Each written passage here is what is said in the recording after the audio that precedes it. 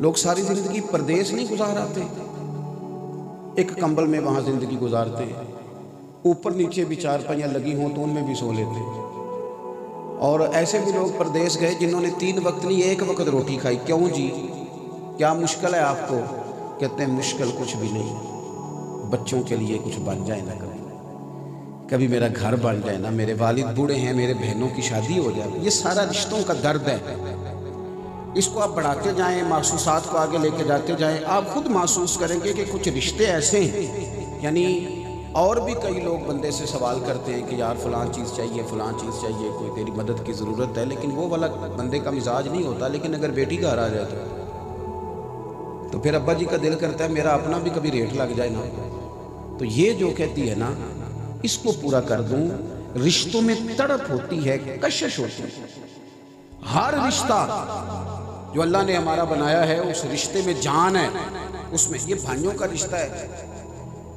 تو بندہ نا اپنے بچوں کے سامنے کیا لیتا ہے کہ بھائی میرے ٹھیک نہیں، انہوں نے بڑی زیادتیاں کی، فلاں جگہ بھی انہوں نے قبضہ کر لیا، فلاں جگہ بھی یہ کام کہہ بیٹھتا ہے اپنے بچوں کے سامنے۔ لیکن پھر اگر کبھی بھائی مجبور ہو جائے نا، اس کا کیا میں نے 2 لاکھ کی لوڑ ہے تو انہیں اپنے بالا انہوں پہ مطمئن کرتا ہے، دل 2.5 دینے کو کر رہا ہے، بالا انہوں پہ راضی کرتا ہے، کہتا میرے کو کوئی نہیں، میں انہوں کتوں روز پیسے دیا، آندھا 2 دیو، میں 1 سوا دیاں گا، ہوں میرے کو روز پیسے تیری نہ کدھروں آئے۔ راضی بچوں کو کر رہا ہے، مطمئن کر رہا ہے۔ اندر سے آواز ہے کہ اسے 2 کی ضرورت ہے نا، تو 2.5 دو۔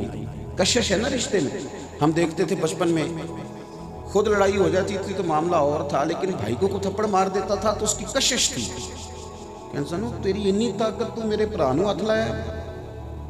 وہ رشتہ جذباتی کر دیتا ہے۔ اتنی ساری تمہید میں نے اس لیے باندھی ہے کہ آپ کو سمجھ آئے کہ رشتہ جتنا قریبی ہوتا ہے اس کا احساس، اس کی شدت، اس کا درد بھی اتنا ہی قریبی ہوتا ہے۔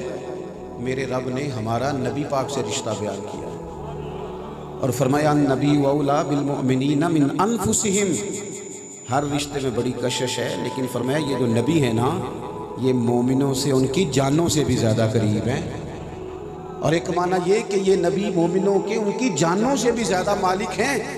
میرے بھائی ہر رشتے میں کشش ہے، ہر رشتے میں تڑپ ہے، ہر رشتے کا نام آنے میں احساس پیدا ہوتا ہے، لیکن یہ جو مدینے والے محبوب کا رشتہ ہے نا، یہ جو حضور کا غلاموں سے تعلق ہے نا، اس میں وہ حسن ہے، وہ جذباتیت ہے، وہ اس کے اندر احساس ہے، وہ رانائی ہے، وہ تڑپ ہے۔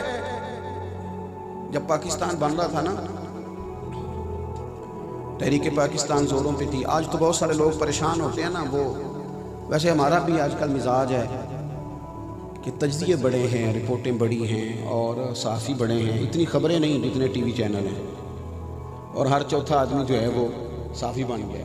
اب وہ شوق ہوتا ہے نئی سے نئی بات کرنے کا، تجزیہ کرنے کا، اور ہمارے ہاں نا یہ بعض اوقات کچھ چیزوں کا لوگوں کو نا مطلب جلدی سے شوق ہوتا ہے یہ کام ہو جائے، تو یہ ذرا عام ہے، تو لوگ عجیب و غریب قسم کی باتیں بھی کرتے ہیں۔ تحریک پاکستان جب زوروں پہ تھی تو حضرت امیر ملت رحمۃ اللہ علیہ فرماتے ہیں کہ جگہ ہندو پنڈت سارے اکٹھے تھے، ہندوؤں کا جلسہ تھا، تو چونکہ پاکستان بننے میں ایک نعرہ لگایا گیا تھا جس نے تحریک پاکستان میں جان پیدا کی۔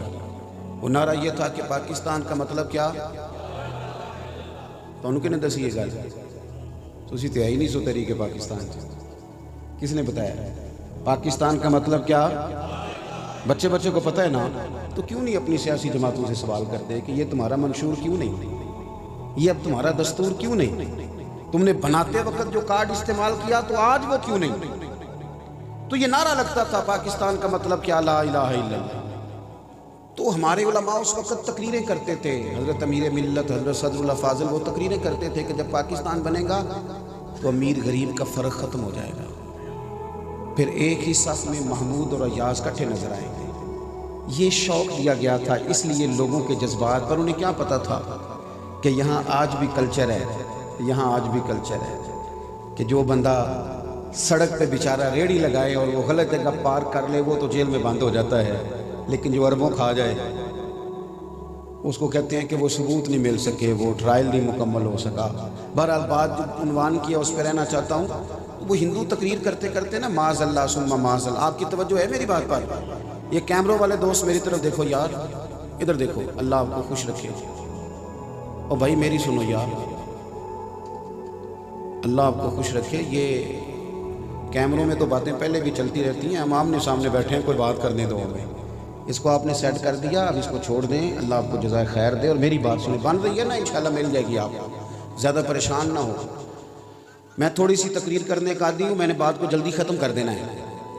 حضرت امیر ملت فرماتے ہیں وہ ہندو پنڈت تقریر کر رہا تھا، اس نے چونکہ پاکستان کی تحریک میں جان تھا، نظام مصطفیٰ صلی اللہ علیہ وسلم کا نعرہ، اس نے حضور کے بارے میں کوئی کمزور لفظ کہہ دیا، نبی پاک کے بارے میں کہہ رہا ہوں، رشتے میں کشش ہے، کوئی کمزور جملہ اس نے کہا۔ اور تو مسلمان تھا کوئی نہیں وہاں، تو پیچھے ایک بندہ بیٹھا تھا، وہ دوری ڈنڈے والے نہیں ہوتے، وہ جن کے پاس ڈنڈا بھی رنگین ہوتا ہے، وہ پیچھے بیٹھا تھا۔ وہ کسی طریقے اسٹیج پہ چڑھ آیا، مارا اس نے ایک ہی پنڈت کو، پر مارا ذرا تگڑا کر کے، وہ ڈھیر ہو گیا، کام ختم ہو گیا۔ اب اس کو لوگوں نے پکڑ لیا، جیل میں بند کر دیا۔ حضرت امیر ملت کہتے ہیں میں ملنے گیا تو میں نے اسے کہا یار نہ تو داڑھی رکھتا ہے، نہ تو نماز پڑھتا ہے، نہ تو مسجد آتا ہے، یہ کام تو نے بڑا تگڑا کیا ہے۔ تو کہتے ہیں میں نے یہ بات کی تو وہ رو پڑا، کہنے لگا حضور یہ جو میں نہیں کرتا یہ میری غلطیاں ہیں، پر میں گناہگار ہوں، اپنے رسول کا غدار تو نہیں ہوں۔ یہ تو نہیں نہ ہو سکتا کہ کوئی اس طرح کی حرکت کر جائے اور میرے ہوتے ہوئے کر جائے، یہ تو ماحول نہیں ہے نا۔ وہ رشتے کے اندر جو خاص کشش ہے، وہ جو خاص کمال ہے، میں کہہ چکا ہوں کہ چھوٹے بچے بڑی بے تکلفی کے ساتھ جب بات ہوتی تھی نا تو وہ اپنے بارے میں بات سن لیتے تھے۔ ہم تو دیہاتی لوگ ہیں بھائی، ہم نے تو یہاں تک سنا ہے کہ چھوٹے بچے اپنے بارے میں بات سن لی ہے، لیکن اگر کبھی کسی نے بات کی نا گھر والی تو صاف کہتے ہیں تیری میری گل ہی گھر تک نہیں جانا، اس میں جذبات ہیں، اس میں میں ٹھیک کہہ رہا ہوں، ایسے ہی ہے۔ یہ ایک حضرت ابوبکر صدیق بڑی ٹھنڈی طبیعت کے آدمی ہے، مزاج کے لحاظ سے بڑے نرم ہیں، لیکن ان لوگوں کا عشق رسول صرف تقریروں میں نہیں، صرف نعروں میں نہیں، ان کا عشق ان کے جذبات کا عکاس تھا۔ وہ عملاً بھی عاشق رسول تھے، انہیں پتا تھا کہ حضور نعرے سے بھی راضی ہوتے ہیں اور نماز بھی حضور کی آنکھوں کی ٹھنڈک ہے، لہٰذا عملی قسم کا ان کا انہیں پتا تھا کہ اگر نبی پاک صلی اللہ تعالیٰ علیہ وسلم سے ہمیں پیار ہے تو حضور بڑے ناراض ہیں حرام کھانے والے سے، اس کا بھی انہیں پورا احساس تھا۔ تو انہیں جذباتی تعلق تھا نبی پاک صلی اللہ علیہ وسلم کے ساتھ، بڑی ٹھنڈی طبیعت ہے، معتدل آدمی ہے حضرت صدیق اکبر۔ اور معتدل جو لوگ ہوتے ہیں وہ معاملہ فہم ہوتے ہیں، ان کو سوچنے کی صلاحیت ملتی ہے۔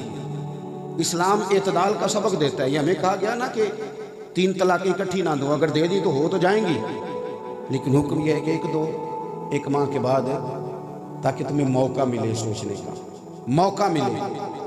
ہمارے ہاں وہ تدبر نہیں ہوتا، اور بہت سارے لوگ ایسے ہیں جو اس تدبر میں نہیں رہتے۔ حضرت صدیق اکبر بڑے بردبار تھے، بڑے حلیم تھے اپنی طبع کے لحاظ سے، لیکن حضور سے رشتہ بڑا پیار والا تھا اور جذباتی رشتہ تھا نبی پاک سے۔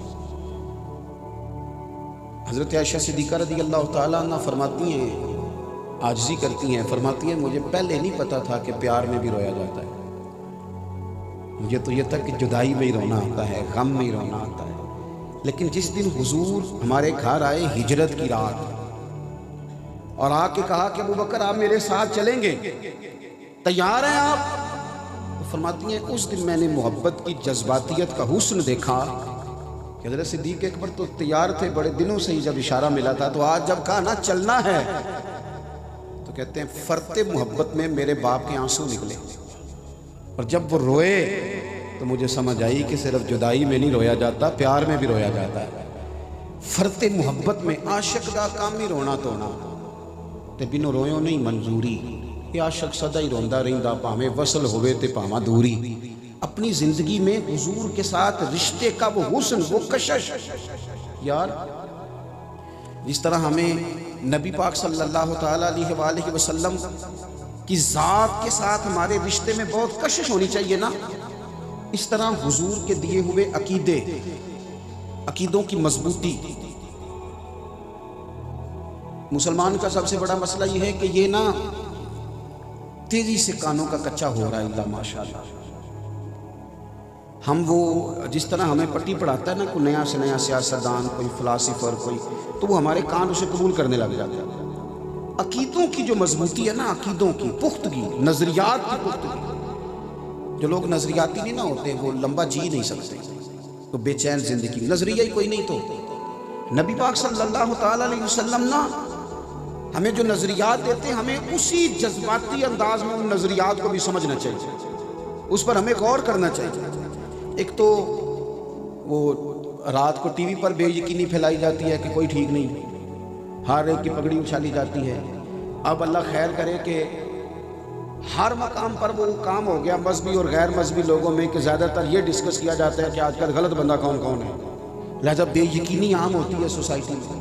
پھر ہمارا جو اہل سنت کا مزاج ہے اس میں اب اسٹیجوں پہ لوگ آتے ہیں تو ایک آ کے اس طرح تقریر کرتا ہے، کہتا ہے آج میں دسنا ہے صحابہ دی شان کی ہے، اور اس طرح وہ بات کرتا ہے کہ جس طرح پتہ نہیں یہاں کیا ہونے لگا ہے۔ تو میں کہتا ہوں آپ مثلا کیا بتائیں گے صحابہ کی شان؟ صحابہ کی شان تو اللہ نے قرآن میں بتا دی ہے، حضور نے اپنے فرمان میں بتا دی۔ آپ بے یقینی نہ پیدا کریں، بے یقینی نہ پیدا کریں کہ جانے کیا ہونے لگا ہے، وہ تو طے شدہ بات۔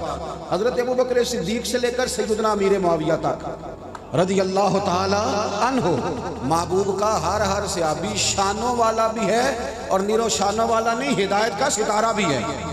تو یہ تو بات طے ہے، سکہ بند ہے، اس میں کسی گنجائش کی ضرورت، میری بات کی سمجھ آ رہی ہے؟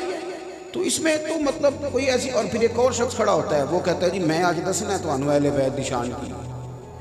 میں کہتا ہوں جڑے کم آیا تو وہ کرتے آنے نال، جڑا سودا طے کیتا ہے یہ پورا لے تے گھر جا، کس طرح کی تو بات کرتا ہے؟ تو بتائے گا حضور کی اہل بیت کی شان کیا ہے؟ حضور کی اہل بیت کی شان اللہ نے قرآن میں بتا دی، حضور کے فرمان میں آ گئی۔ بریلی کے امام نے فرمایا کیا بات رضا اس چمنستان کرم کی، زہرا ہے کلی جس میں حسن اور حسین پھول۔ جو شان ہمارے بزرگوں نے بتائی ہے اہل بیت کی وہ کوئی بتا سکتا ہے؟ کہے ہیں یہ لفظ آج تک کسی نے جو میرے امام نے کہے ہیں؟ انہوں نے کہا تیری نسل پاک میں ہے بچہ بچہ نور کا، تو ہے عین نور تیرا سب گھرانہ نور کا۔ تم ہمیں کہیں کیا نئی تحقیق بتاؤ گے؟ تو طے شدہ عقائد اور نظریات جو ہمیں دیے گئے طے شدہ، ہم نے ان سے پیار کر دیا۔ اچھا ایک اور جماعت ہے، ایک اور ٹیم ہے عقیدے کچے کرنے والی، وہ کون سی ہے؟ وہ جڑے کہنے تو ہم کسی نے کچھ کیتا ہے، انہوں پوچھو کنے کیتا ہے، کہندا ہے مینوں دسن دا حکم نہیں، مینوں تے وہ شرارت دی اجازت سی جڑی میں کر چھڑی ہے، تینوں کسی نے کچھ، ان کسی نہ تے بندے دی مخالفت ہوندی ہے نا، تو اب تو سوچتا رہ جا جتنی بدگمانی ہے ساری، تینوں کسی نے کچھ، نہ کسی دا پتہ ہے تے نہ کچھ دا پتہ ہے، کیا مذاق ہے۔